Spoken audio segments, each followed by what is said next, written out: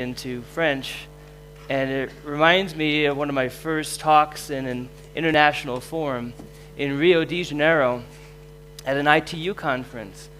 I went to give a talk on a white paper I had written, and they had in the back of the room everything I said translated into French, German, and Portuguese. And I was wearing a suit and tie. Everyone in the audience were high-level ITU people from, like the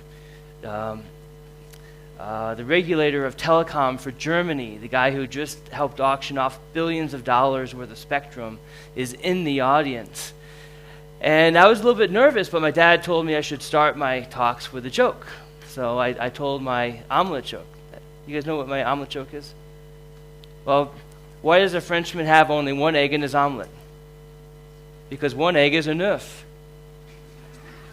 And the people in the audience were tapping their headphones, and nobody was laughing, but I'm kind of used to that by now.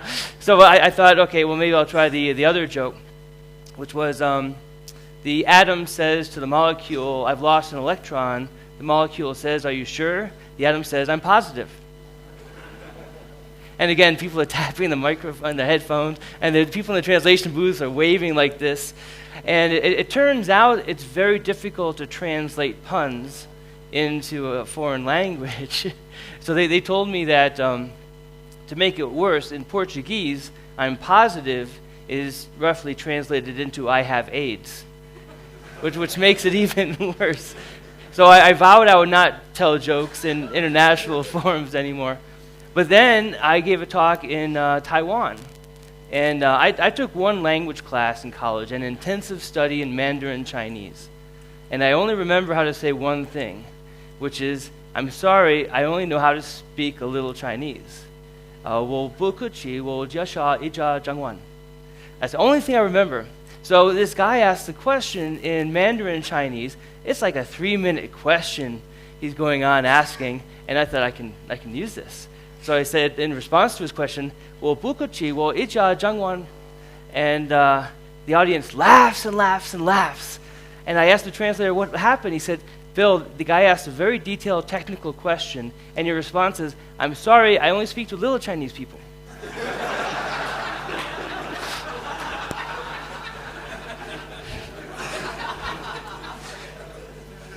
So ever since then, I decided I'll try to be much more careful.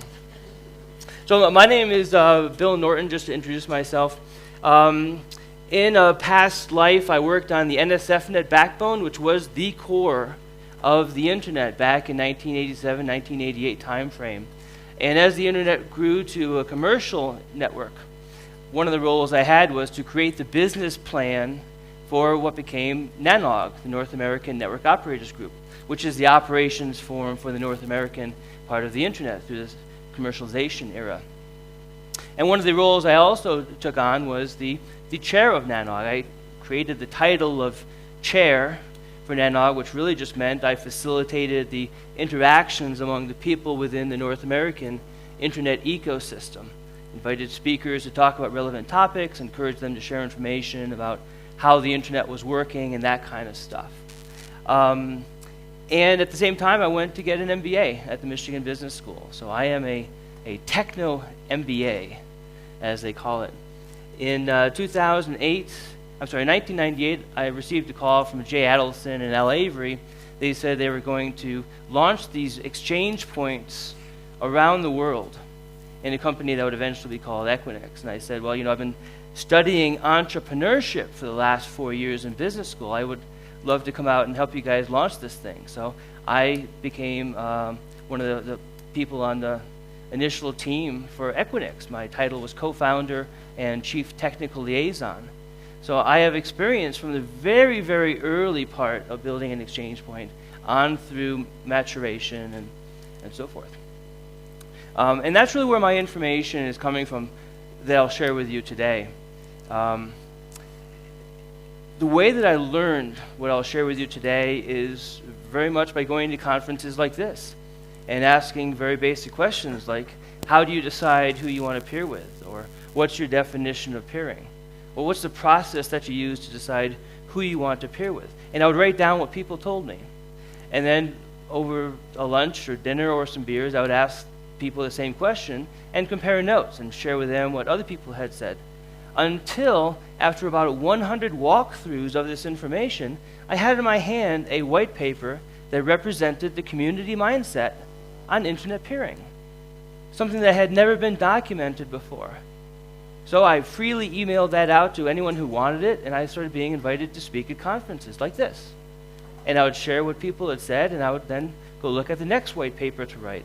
So during my time at Equinix, 10 years, I wrote about 12 white papers that document everything that the field, the community has said about peering, how it works and the processes and so forth. As a side effect of that, I got to know everybody in the community, and they got to know who I was from my presentations or from my interactions. So I was able to interact with people and facilitate introductions between people who I thought might be good peering matches.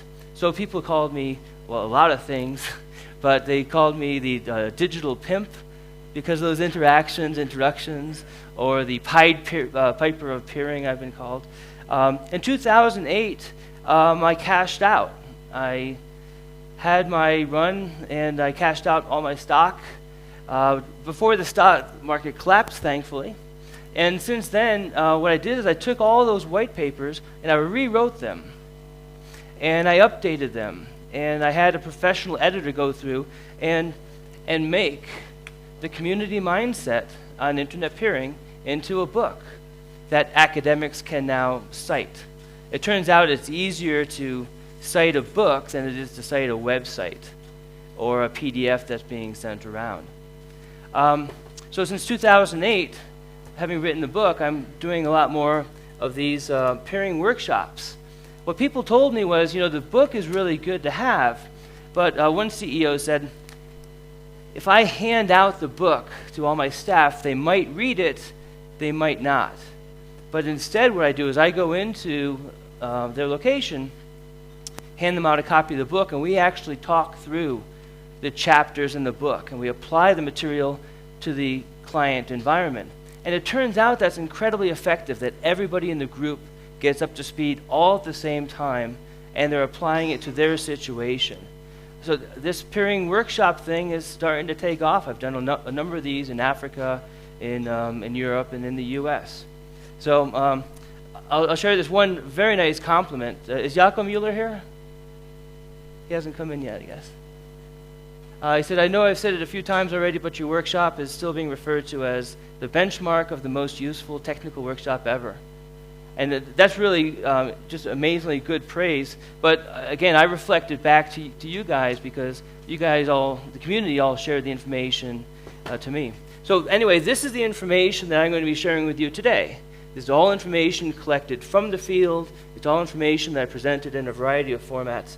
And as I said, this book, this is the only book in the world. Check this out. I own the world market on the only book in the world on the practice of internet peering, which proves if you choose a narrow enough niche, you too can be an expert in anything you want. Now, I shared unveiled the first edition of this book at the first AfPIF meeting in Kenya.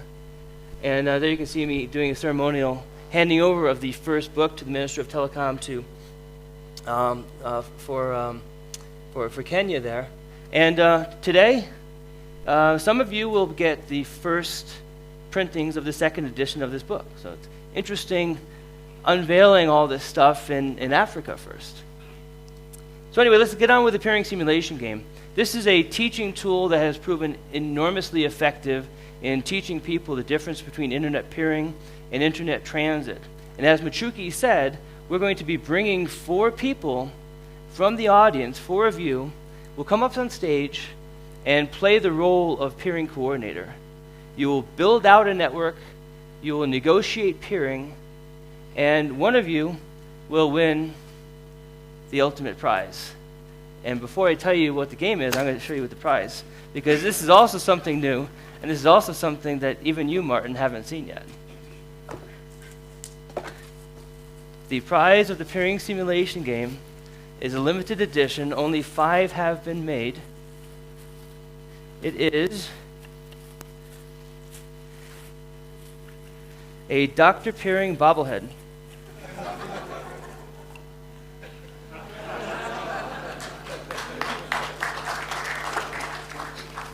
So one of you lucky people will walk away with the Dr. Peering bobblehead.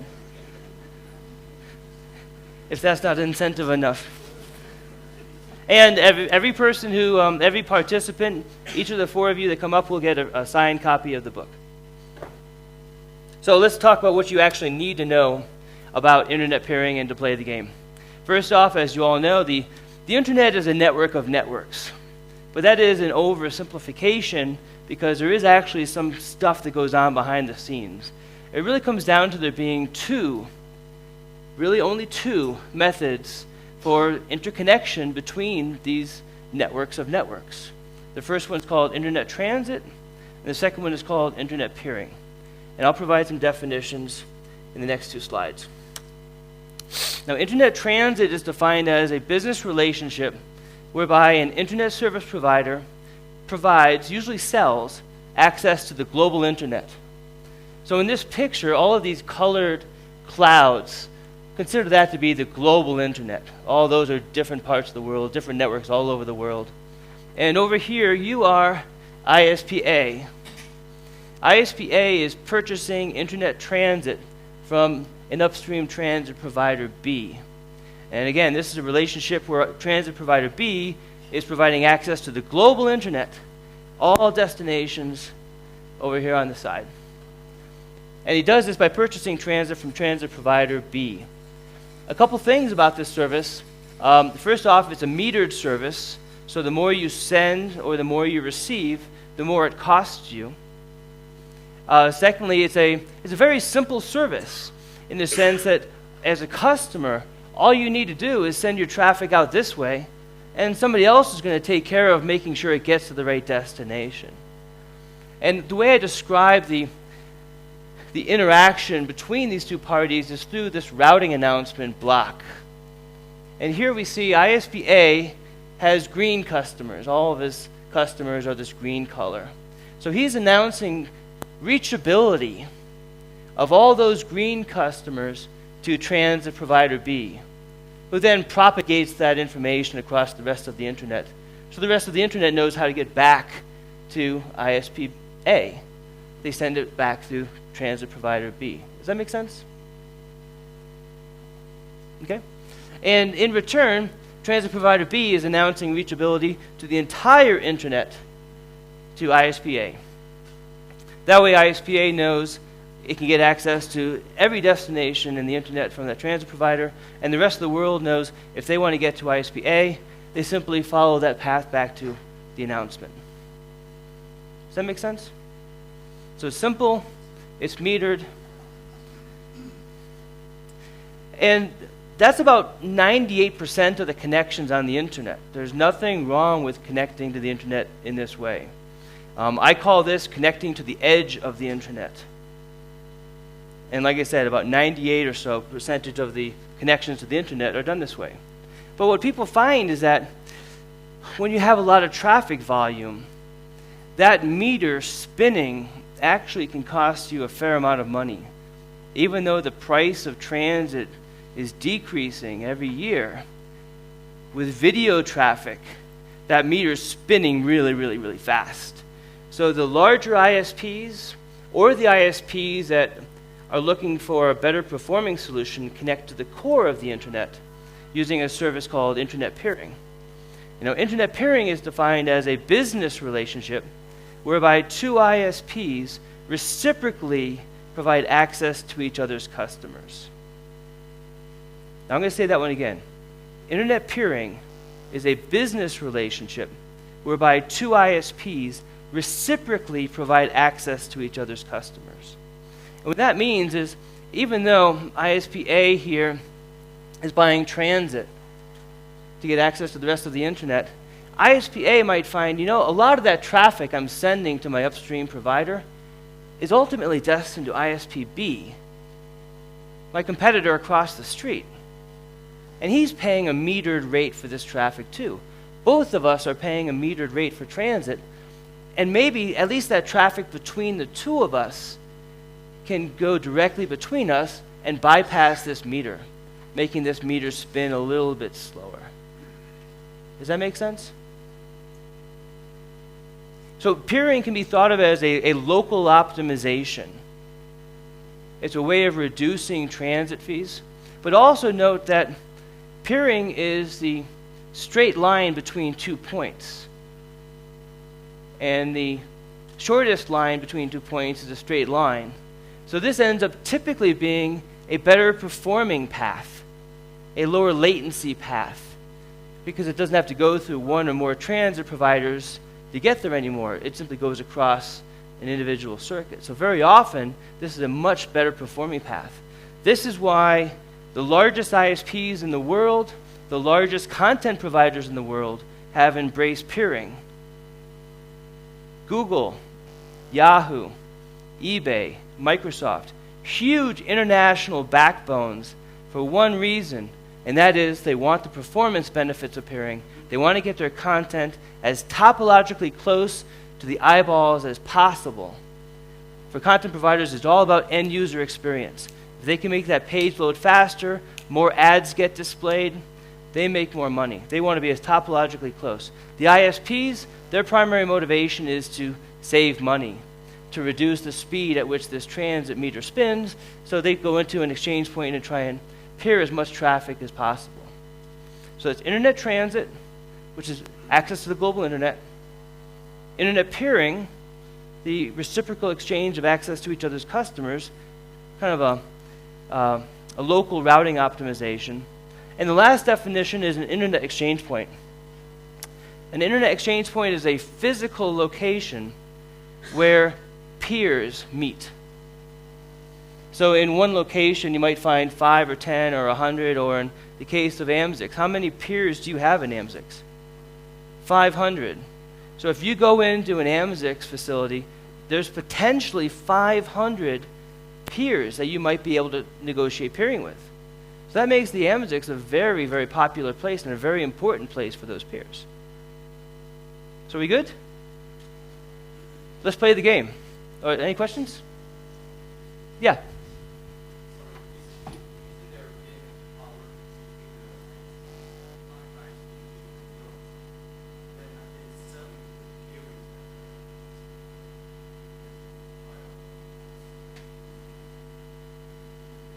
The question is about the power dynamics between the players.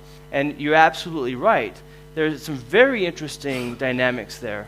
One of the things I find fascinating about this is you can view any country as having their own internet peering ecosystem with different named players that adjust and adopt based upon the stimuli placed upon them.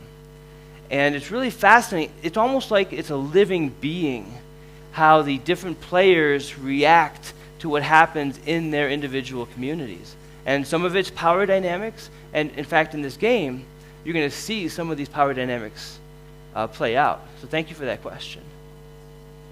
Yeah?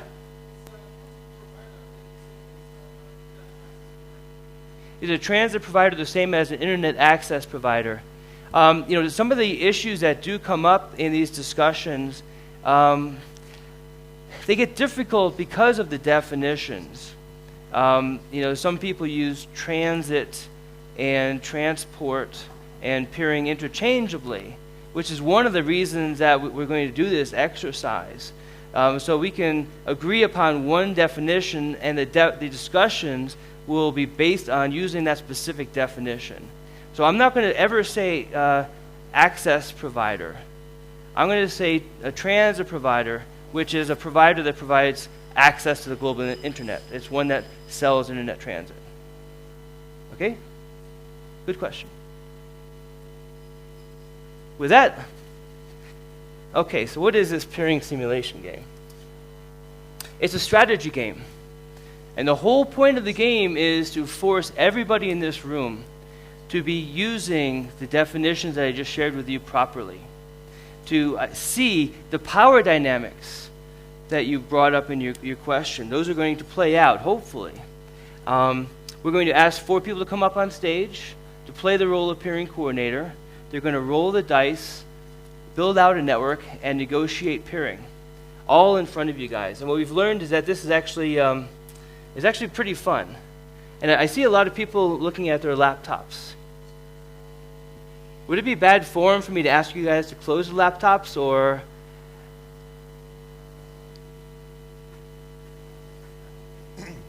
What do you do with iPads? Oh, that's a good question. They will be confiscated. I'll collect them over here. Okay, so the peering simulation game, this is the important part to pay attention to. The peering game is like any board game you may have played as a kid. It has a game board. Each one of these squares can be thought of as an area that has customers in it. And every customer block has a certain amount of internet traffic on it. In the game, there are 4 ISPs. ISP A, B, C, and D. Those will be the 4 people that will come up here. You also see that there are exchange points. Exchange point south, exchange point north, exchange point east, and exchange point west.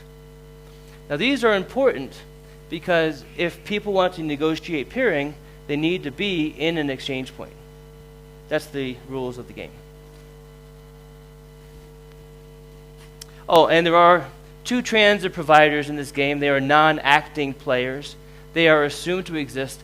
ISP A and ISP B are purchasing internet transit from transit provider X, and ISP C and ISP D are purchasing internet transit from transit provider Y.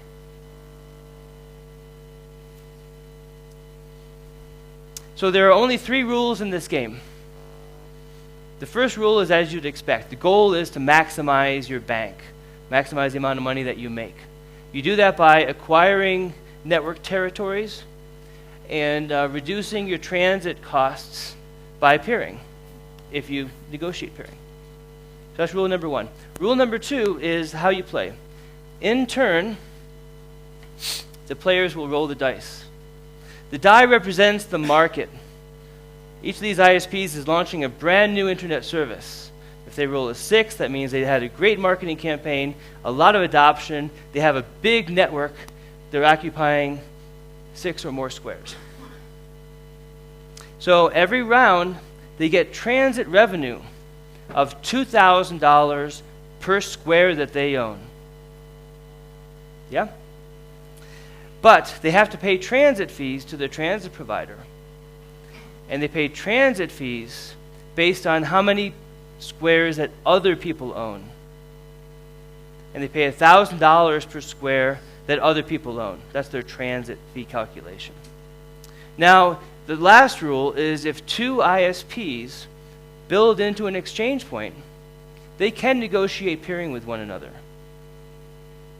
And if they negotiate peering with one another, they don't have to pay transit fees to access each other's squares. That's the nature of peering, right? They get free and reciprocal access to each other's squares.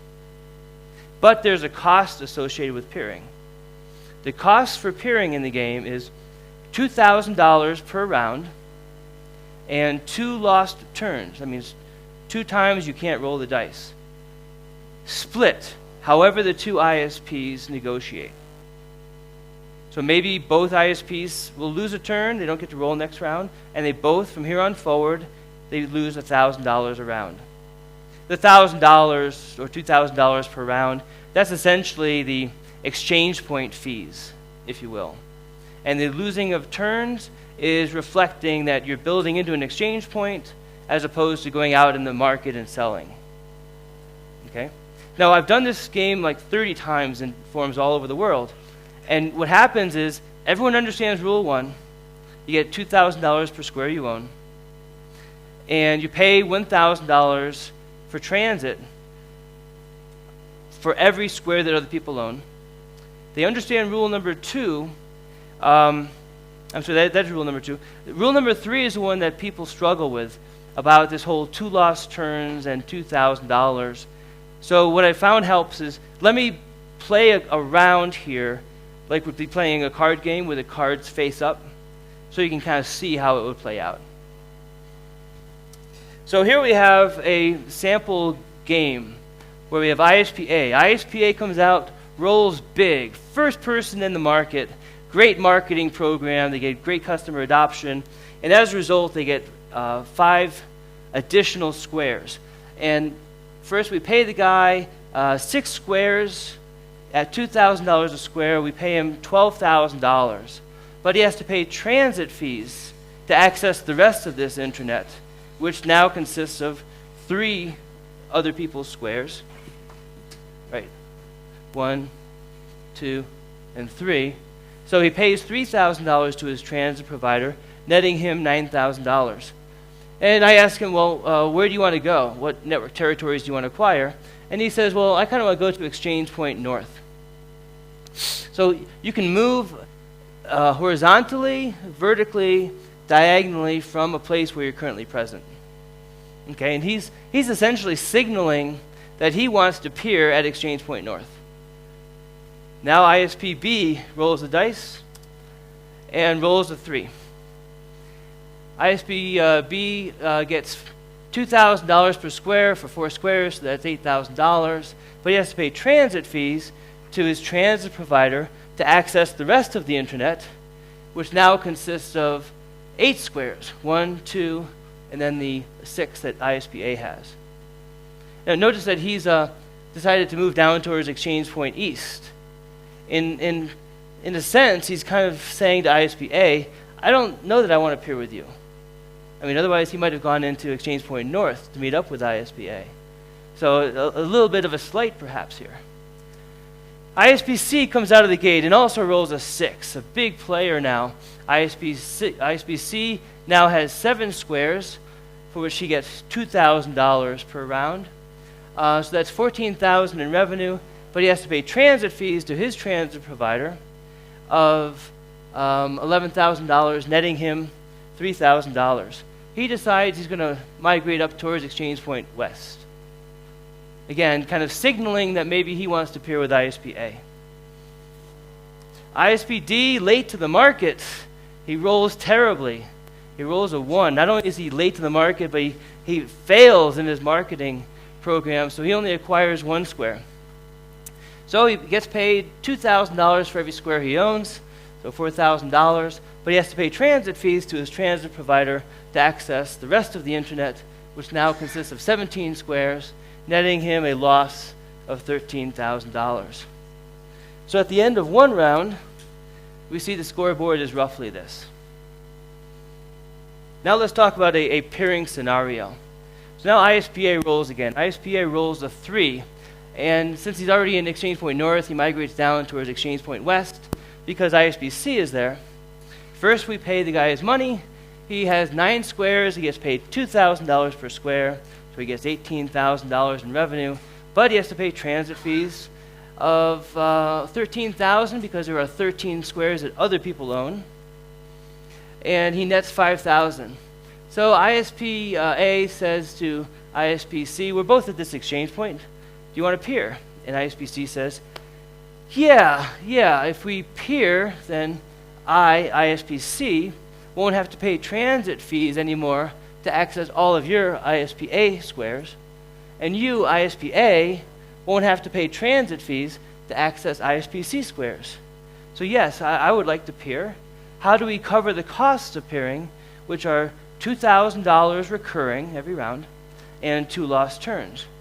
So they say, well, let's split it evenly.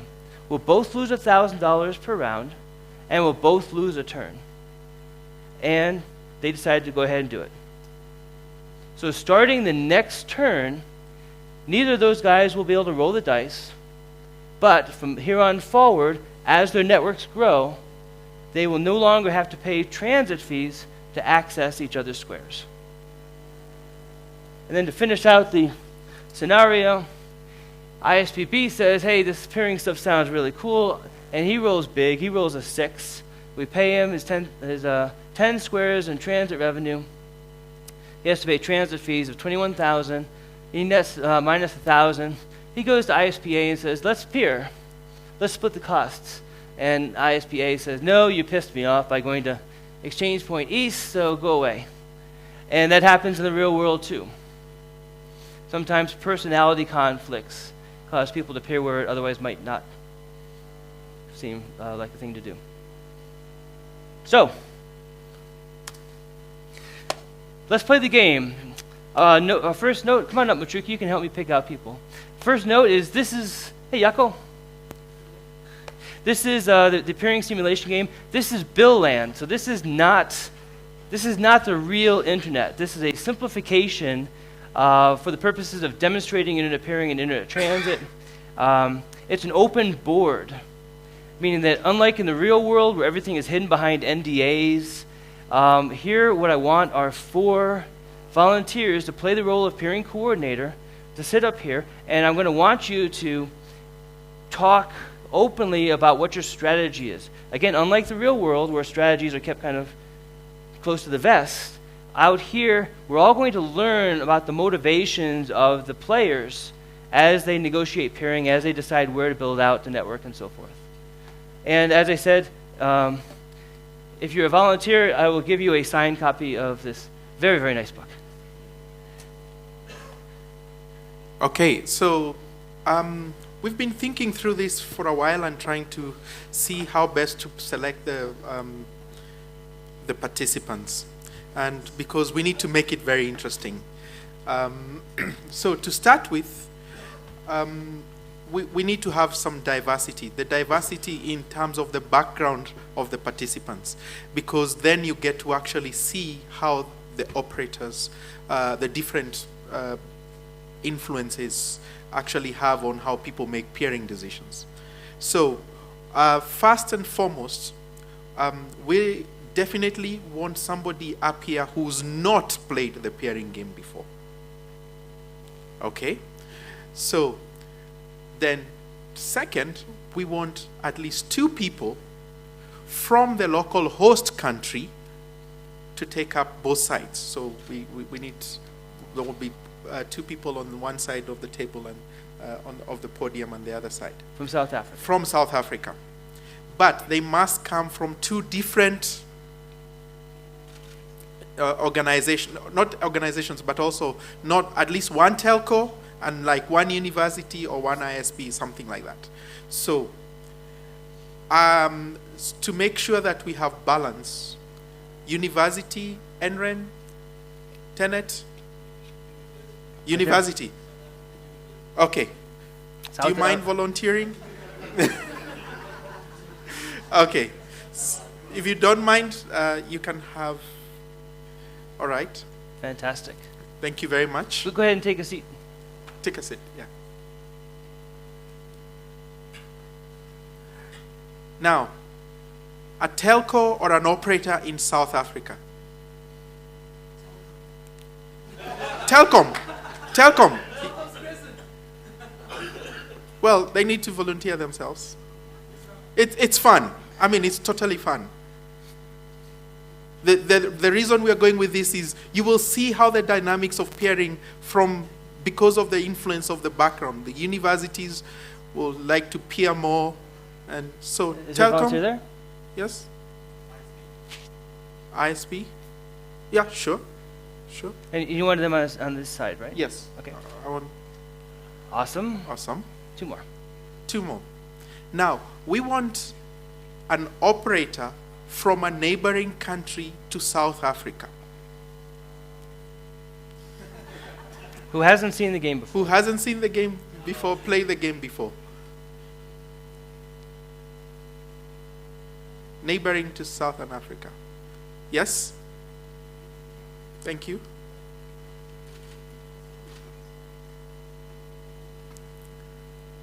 Now, I need you here. Next to South Africa. You're very close. All right. Now, we need the 4th player to be from Africa, but not in the SADC region, so much further up. Cairo would be good. Cairo would be good. Yeah? All right. So you go to the farthest end. Are you from Cairo? Yes. Fantastic. From Egypt? Excellent. Okay. So, from Cape Town to Cairo, and from SADC to the university. So I think we have a good mix, right? Is that a good mix? Okay, now let's play the game. Thank you. All right. Thank you guys for volunteering. Really appreciate it. A couple things. First, normally I run the game by being the venture capitalist that seeds these fine fledgling ISPs with $35,000. But as you know, the economy is bad, so $25,000 is what you get. In this game, in Bill land, yen is worth $1,000. So each of you are seated with $25,000. Congratulations. Your investors want to see a return on their investment. I need some exchange point volunteers. Symmetra, can I recruit you? Okay, you're going to be transit provider X. Have you seen the game before? A long time ago. All you need to do is make sure these guys pay you. That's fine. I'm good at that. Yeah. You are a tier 1 ISP in the region, and you have to be careful. You might have to rattle the change in your coins. But I'm going to need you to stay active, so as soon as they roll the dice, go get the money right away. I need one other transit provider. How about some over on this side? You can be transit provider Y. These guys are your customers, and be careful. They may not want to pay you. ISPs are pretty cheap. Okay, and I need one last volunteer to hold the money. I need someone who's going to play the role of the marketplace, who's going to pay these guys transit revenue.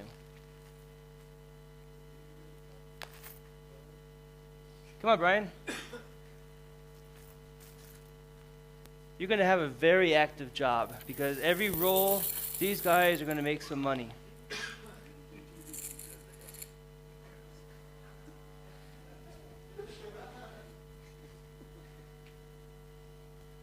Okay, let's see.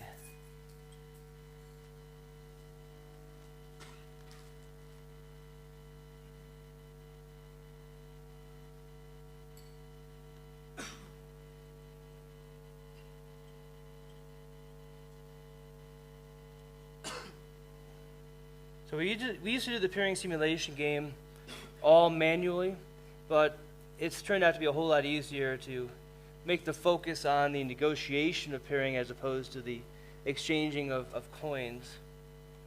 So we use a spreadsheet for doing the math to keep everybody honest. Okay, so here we see the game board.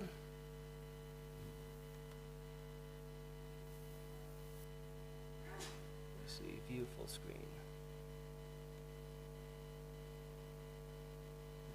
There we go.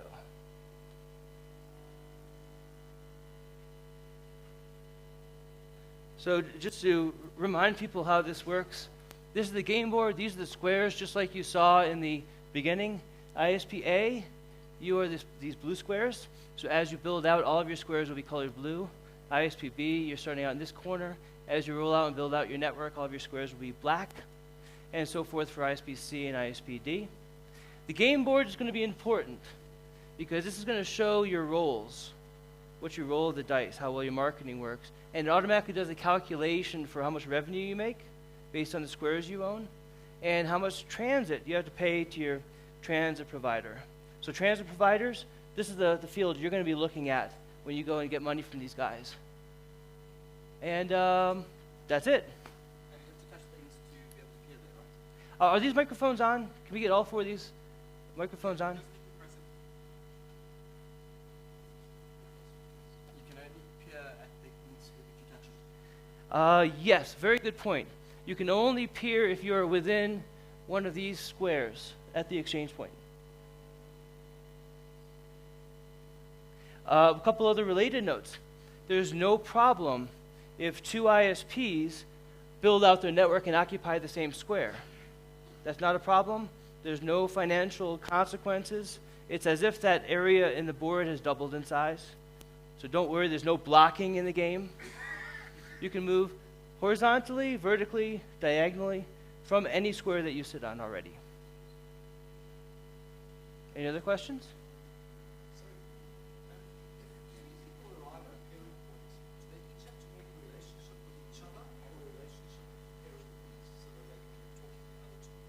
Good question.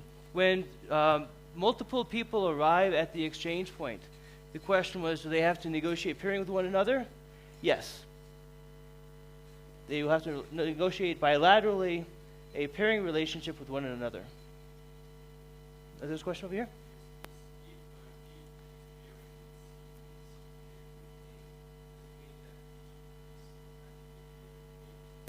This is the reason that we bring the game to the table. The question was, if B pairs with C and C pairs with D, does that mean that the B and D can exchange traffic through C? And the answer is no. The definition of peering is a reciprocal exchange of access to each other's customers. It is a non-transitive relationship, meaning that just because A pairs with B and B pairs with C does not imply that A can get access to C through B. So peering is a non-transitive relationship. It's a good question. What's that? No. That would be a transit relationship. Are you with me on this? Any other questions? Okay. Brand new open board, brand new ecosystem. You're the first player to hit the market. Let's see what the cards say for you. 4. ISP-A rolls with 4. So be thinking about where you want to move. Transit provider, go collect, or market, pay the man $10,000. Transit provider, collect $3,000. And ISP-A, be thinking about where you want to go on the board. 1,000, yeah. Rattle your money a little bit. It's good to be a tier 1 ISP, isn't it? Okay, ISP-A, where do you want to go? You want to go horizontally towards north?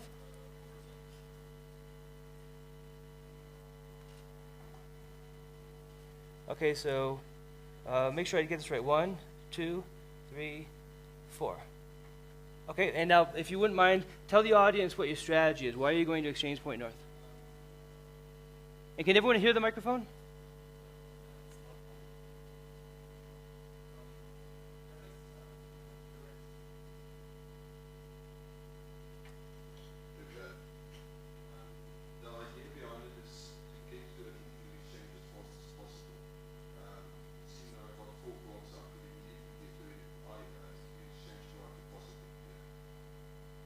Okay. Hank, you are running AMSIX. For the sake of this game, let's assume that you are in Exchange Point West and you are operating Exchange Point West. Would you be concerned as an Exchange Point operator that the first and largest ISP is going into Exchange Point North? Yeah, I would have loved to come into Exchange Point West, of course. So there's a first mover advantage to an exchange point that has the first people Definitely. in it. So what might you have done if you were an active member in this game to talk to this gentleman? Talk to him and try to get him to Exchange Point West in whatever way. I don't know. And as a real operator, do you know in advance what ISPs are looking to do? Well, provide him with information, what he can get on Exchange Point West on routes from others, or So maybe it's a good idea for exchange point operators to be in forums like this, Yep. to get a sense of what's happening and maybe whisper in ISP-A's ear, you know, north, there's nobody there, but west is the one you want to go to. Exactly. And then that is reality. Okay, ISP-B, will you please roll the dice? 3, and where would you like to go?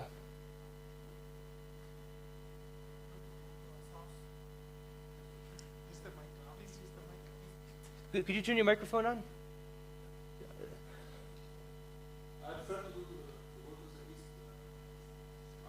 So you want to go straight down? Okay, so 1, 2, 3. And so you rolled a 3, so let's do the math here. Market, please pay the man $8,000. Transit provider, you need to collect $7,000 from him. So can he not appear at the Exchange Point East? Or does he have to be actually in it? Has to be in it. That's a good question. You have to be in the exchange point if you were to negotiate peering. question.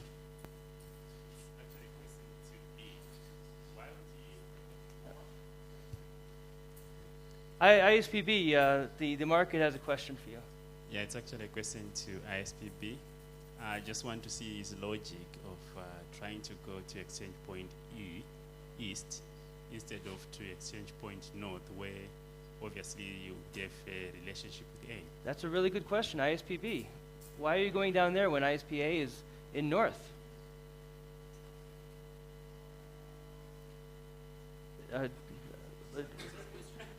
I'm asking you the question. Oh, why are you going down towards Exchange Point East when ISPA has gone into Exchange Point North? Actually, I decided to be a competitor for ISPA, so I tried to attract more, to gain markets away from this ISP. I'm sorry, I'm not understanding you. Okay, to be a competitor for... Can you turn his microphone up a little bit, please? This microphone, can you turn it up? Go ahead. Maybe according to my understanding, I prefer to be away from competitor A to gain markets, larger markets than ISPA, so it will be more attractive for him to peer with me direct. Maybe I'm correct, incorrect. I'm not sure I understand, but anyone else have any? Okay, I think I got what he's saying. Okay. This is Michuki at the back. So I think he's saying he prefers to build away from ISPA so that he becomes more attractive by having more customers in an area that ISPA is not in, and it becomes more interesting for him to peer later with ISPA. Is that what you're saying? Yes. Okay, so you're reading into this then that there's some territoriality in this game, and there is no territoriality. Every square is homogeneous. You get $2,000 regardless of what square you're on, and there's no like uniqueness of routes in this area that he can only get by peering with you. There isn't the notion of territoriality here, if that's what you're thinking. So, is it possible to modify it to I'm going to say no, because I want to see how this plays out. No, but I like that. I have to say I like that. Reason being, remember my suggestion of we get different people from different backgrounds? It really brings out the thinking of how peering the background. I want to build away from my competitors so I have more leverage to peer with them. And at the same time, everybody keep in mind that this is a game that's a bit different from reality too. So there are a lot of simplifying assumptions implicit in this game, and I don't think his thinking is wrong. It's just I don't think that's the right thinking for this game. I think in the telephony industry and maybe in the real internet world, the uniqueness of routes would be an important aspect. But in this game, there's homogeneity across all of the squares. No square is worth any more than the others, and there's no uniqueness. Yeah. I think I'm Winston. Hi, Winston. I don't see an issue with the way he's played, because even if he moved towards Exchange Point North, he still didn't have enough to peer. Yeah. So I think he's banked his 3 based on preempting what D is going to do. When his second roll comes, because my understanding of the game, you do not have to have your blocks in sequence. So you can drop one block into E and peer directly with E. Mm-hmm. For instance, if he gets a 5, Yep. he can have 4 blocks to north and 1 block to E. Yes. Which means in one move, he's peered at 2 points. So I don't see an issue with his play. That makes sense to me. At the same time, though, this looks like it might become a dominant exchange point. Why do I say that? Because the biggest and the first player in the market has decided to go into Exchange Point North. The natural gravitational pull should be that ISPB builds in there because there's a potential to peer with ISPA and save some money. Who knows if Exchange Point East is going to attract anybody, because we don't know if this guy is going to roll poorly or roll well. Markets change the roll of a dice. Yeah. Okay, let's go to ISPC. Just one other comment there about not allowing him to change his move. I actually think that that's also quite important because it illustrates another point. When we make decisions about peering and where we are going, etc., it illustrates the point that we need to be very, very clear on why we're doing it, what we're doing it, and what the market is dictating, because a wrong decision can't necessarily be changed later without serious financial consequence. And I think that illustrates a very good point here about being very careful with the decisions that you make as you go forward. I think you're right. I think the analogy here is you laid the fiber in the ground. So the fiber is already in the ground. I mean, you could pull it up, I suppose, but you might as well roll the dice and do something else. ISPC, let's get going. I have another comment here on on P action. Okay. And in addition to what Mr. said before, when I reach Internet Exchange Point at East, I have another transit provider, which is Y, so I can have another redundant internet transit provider to my original one, which is X. That would be a good point in reality. Yeah. In this game, there is only one transit provider for each of these guys. Okay. Okay, ISPC just rolled a 2. So a little bit late to the game, rolling a 2, not a great roll. Where's my market? Market, could you pay the man $6,000? Transit provider, you have to demand $10,000.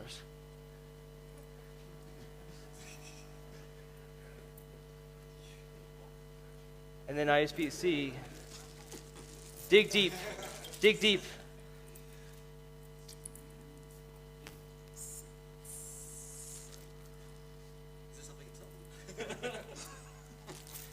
It would be okay to put it in the cup and rattle a little bit. That tends to speed them up. Okay, ISPC, where do you want to go?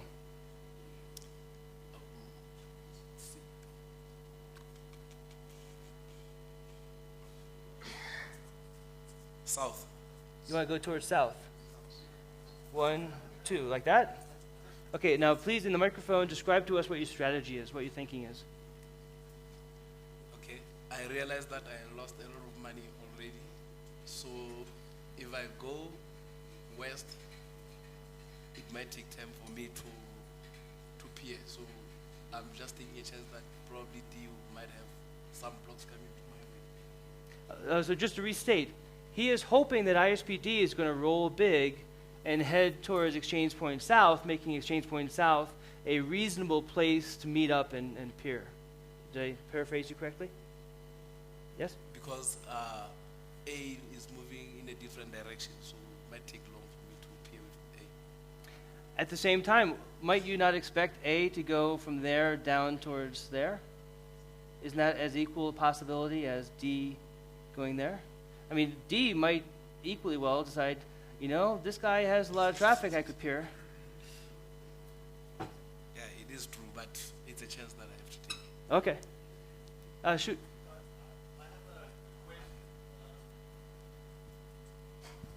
I have a question for ISPC.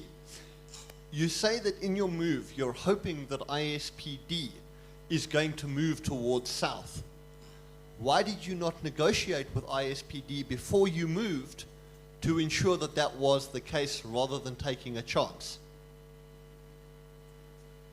Okay, my understanding was you can only negotiate when you have reached the exchange point. You can only negotiate peering if the two entities are co-located at an exchange point. But what he's bringing up is an interesting thing that doesn't happen in reality very much either. Usually in advance, two parties don't say, you know, I'm thinking of going to this exchange point or this exchange point. If I go into this one, will you appear with me? If I go into that one, will you appear with me? Which one would you prefer? Which one will you more likely be? I mean, these are in advance conversations that don't typically happen in real world. They also don't typically happen here. Oh, let's go ahead and speed along because I don't want to run out of time. ISPD rolls a 6, the last one to the market. He is quite the force. That was a great marketing program. You got a lot of customers here. Market. I time to develop strategy. Market, please pay the man $14,000. Transit provider, demand $12,000 from, and ISPD, let me know where you're thinking of going. Okay, I'm going to head towards A with just 2. No, towards A, diagonally across. Diagonal? Yeah. So 1, 2, Yep. 3, No. Take the last one out. Go left 1. there, Yes. And then down to South Exchange. there, Yes. Okay. And then do the same towards the East Exchange. towards the East Exchange. Yes. So like there? Yes. Let's see, how many did I give you? 4. There we go. That's pretty cool. Hey, you got some applause there.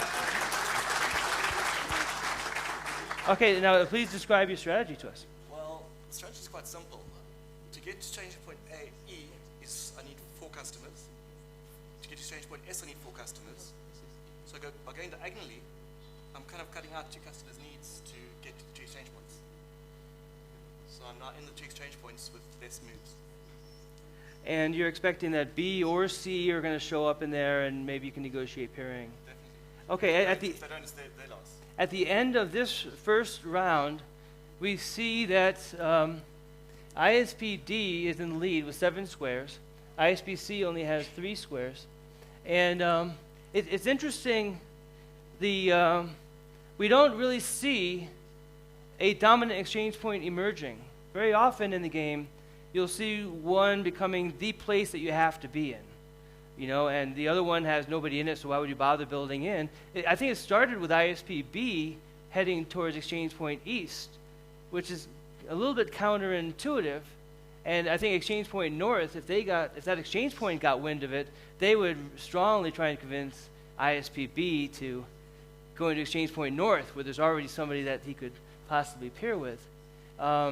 ISPC, I don't know that ISPC had too much of a choice, except maybe to anticipate going to Exchange Point West, that would be a logical place for ISPA to go to. D rolled really well, and in one fell swoop got into 2 exchange points. Unfortunately, there's nobody there yet. But that's an interesting strategic move.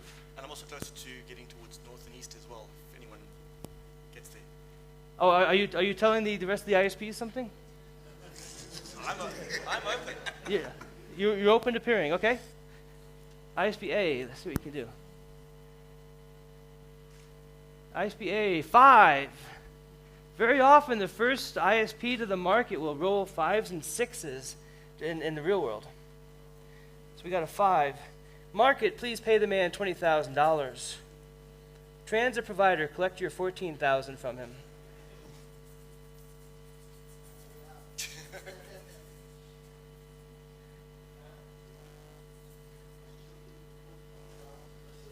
What's really neat about this game as opposed to a presentation is when you look in the audience, everybody is trying to figure out what they would do if they were up there. What's the right strategy? Or they're doing the math in their head.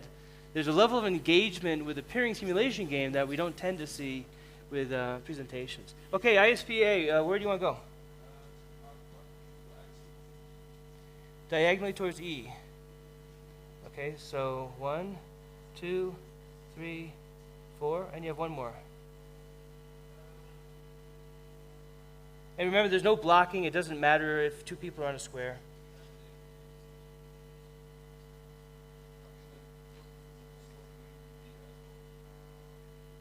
Towards where?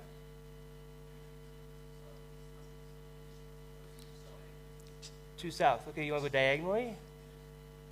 Okay. Welcome to Exchange Point. So please tell us what you're thinking about. What's your strategy here? The reason for that move is, well, obviously getting to E and possibly negotiating a pairing agreement with D. In the same move, I'd possibly be able to negotiate an agreement with B, depending on the amount of growth that his network has.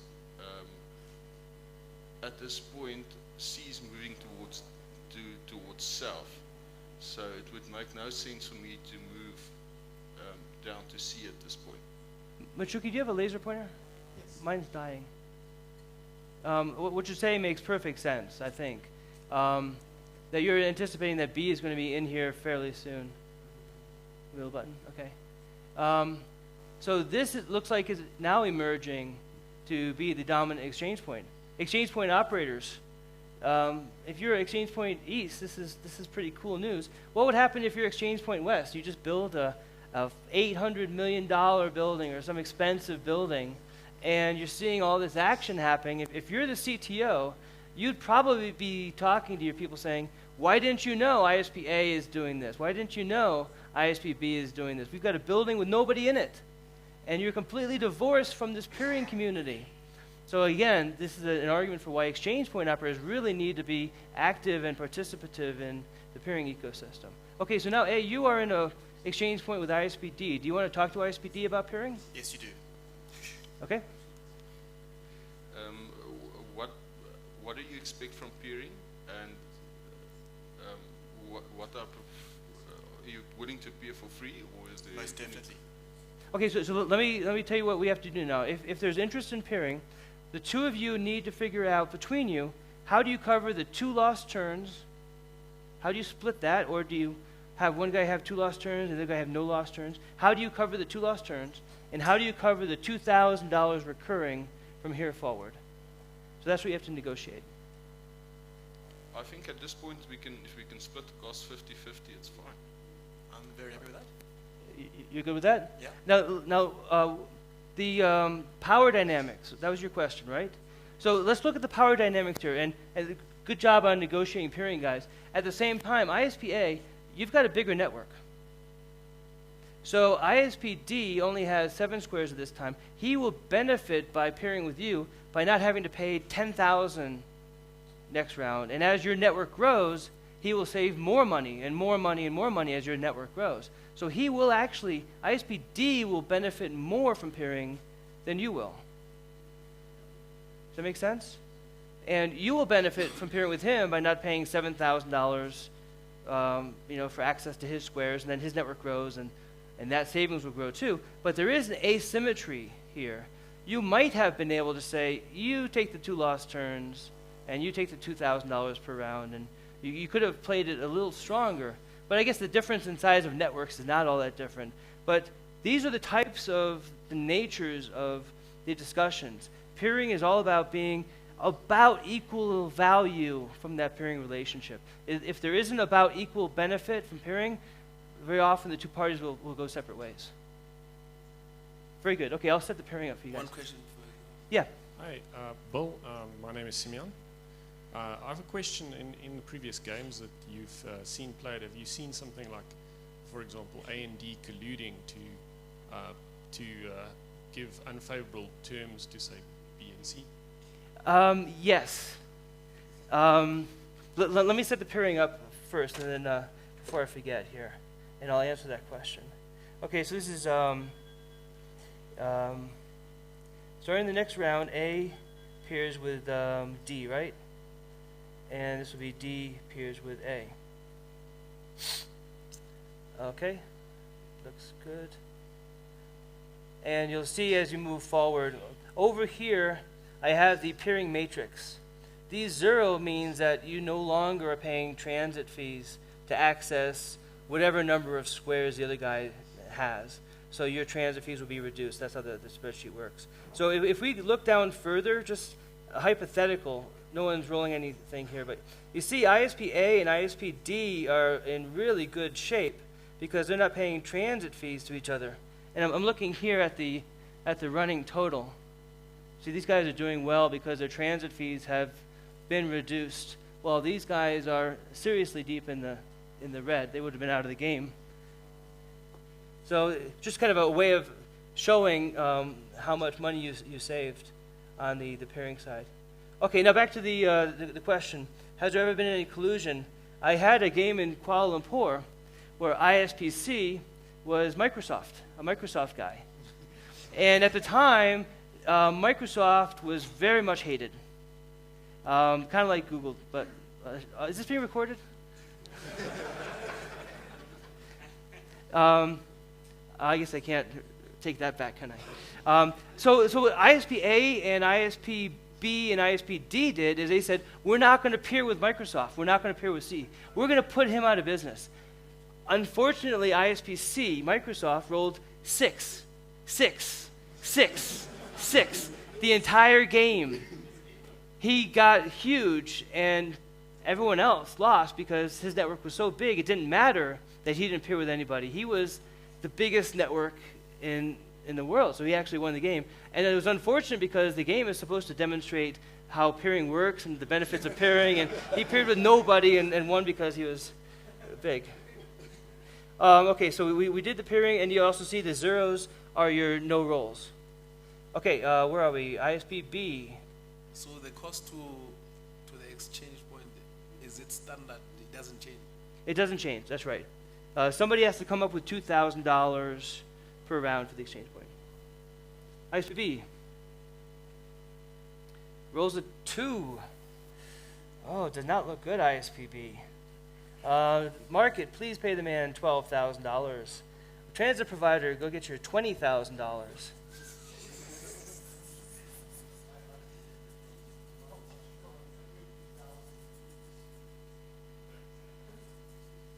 Now, for those of you in the audience, you can't see the money, but ISP-B, from his original $25,000, is down $8,000. He only has about $17,000 left.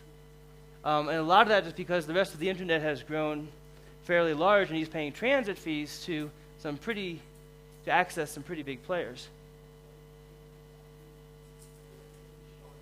In ISP-B, where do you want to go?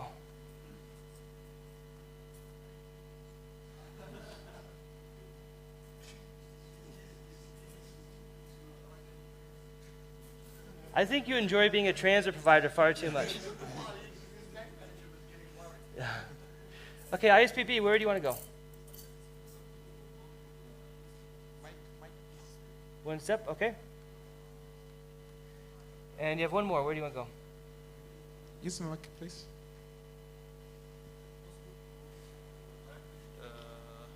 There? Is it possible to jump directly to the next diagonal block? Yes. Allowing me to go toward southern ISP. Okay, so that would be there. And you guys would be sharing a square. That's fine. There's no problem with that. Did I get your move right? Okay. Okay, and please tell the audience what your strategy is here. I think I should move to southern. First of all, I think we have to reach eastern ISP to have the capability to pair with A and B and D. A and D, sorry, and B. So you want to try and peer with A and D? D. Okay. That's it. That's it.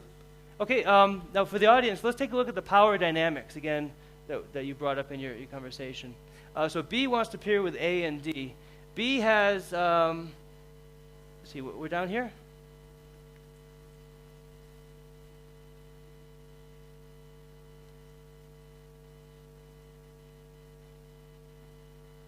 Right, you just rolled a 2, yeah. So B, you have 6 squares, and you want to peer with ISP A, who has 10. If you negotiate that peering, the good news is, from here on out, you don't have to pay $10,000 in transit fees anymore to access his squares. That's a healthy chunk of savings there. And likewise, if you negotiate peering with ISP D, he's got 7 squares. He's about the same size as you. So who do you want to talk to first? I think we should peer with D first, as it's mutually benefits for both of us. Okay, go ahead. I think 50-50 share will be fine for both of us. I'm happy with that. Okay, so you're splitting the cost evenly? Yes. Very nice.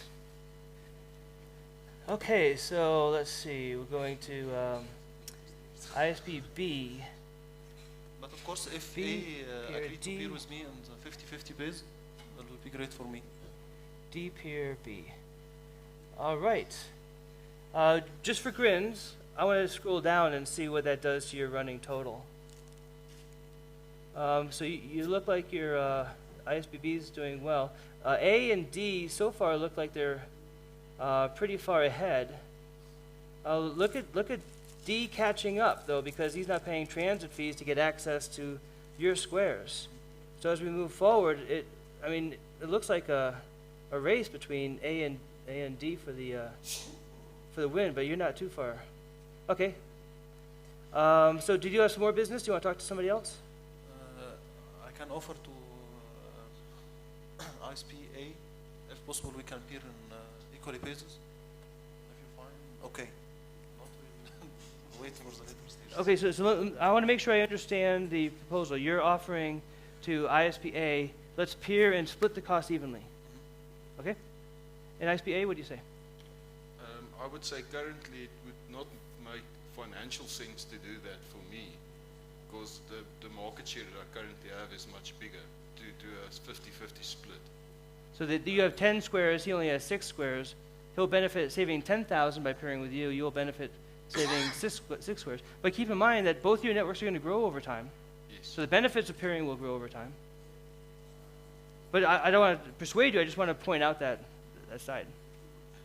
You are much larger than ISPB. I think currently, I mean, it would make sense for him to pay the entire $2,000. And then, I mean, at a later stage, as his network grows, we can obviously renegotiate the peering contract. Unfortunately, the game is very simple. The choices are with the two turns, you can split the turns, or one guy or the other takes the 2 lost turns. Or with the $2,000, you can split them evenly, or 2,000, 2,000. So what would you propose to ISPB? If he's willing to lose the 2 turns, we can do the peering. And how about the $2,000? We can split that 50-50. I got it. Okay, what do you say, ISPB? 50-50 base?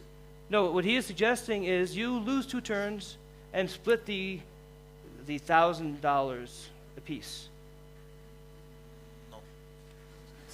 No.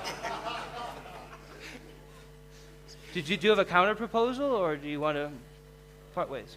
I prefer peering to be on 50-50 basis, which benefits both parties. Maybe in a later stage, additional blocks, and peering will be equally beneficial for both of us. No, what he said was very interesting. He said maybe at a later stage, we can work it out so we split things evenly. That does happen in reality, too. What do you say? I think I'm happy with that. I think we can do the peering for that at a later stage at this point. Okay. Now, how are we doing on time? Are we okay? No. We got to wrap it up. Okay, let me make a couple observations real quick then. Financially, if you do the math, these guys should have peered. Because even though there may be asymmetric benefits to pairing, and you might be losing 2 turns and not be able to roll for a while, the benefits of getting free access to all those squares is a pretty big benefit. But you know, a lot of the interpersonal dynamics come into this, where people aren't actually doing the math, but instead they're not wanting to feel like they are the lesser of the 2 parties. At the same time, what you actually did is also very common. Well, maybe I don't have enough traffic to peer with you today, but let's keep the conversation open, and maybe next time you'll see how big I am, and it'll be worthwhile about evenly. Okay, at this point on, I'm going to roll 3s for everybody, and we'll see who wins. Okay? I'm sorry we had to cut this short, because I think you might have had a chance to get into an exchange point. Okay, 3.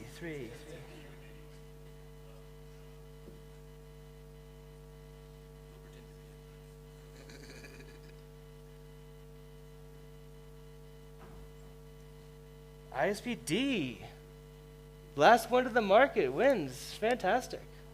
Congratulations. Can we get a photo op handling the... Come on up. Shake hands.